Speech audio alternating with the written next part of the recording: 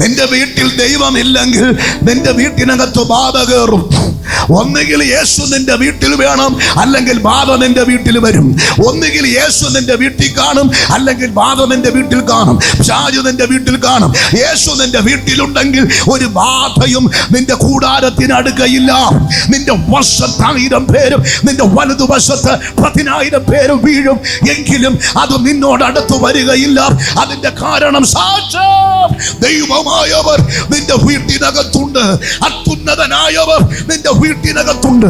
മരണത്തെ ജയിച്ചവൻ, പാതാളത്തെ ജയിച്ചവൻ, ഇരുളിന്റെ ശക്തികളെ ജയിച്ചവൻ, പൈശാചിക മണ്ഡലങ്ങളെ ജയിച്ചവൻ, മന്ത്രവാദത്തിന്റെ അടിത്തറകളെ ജയിച്ചവൻ നിന്റെ വീട്ടിനകത്തുണ്ട്. അവൻ നിൽക്കുന്നിടത്തോളം കാലം ഒരു ബാധ നിന്റെ കൂടാരത്തിനടുക്കയില്ല. നിന്റെ വശത്ത് 1000 പേര്, നിന്റെ വലതുവശത്ത് 10,000 പേര് വീഴും, അത് നിന്നോടടുത്ത് വരികയില്ല. ഇല്ല ഇല്ല.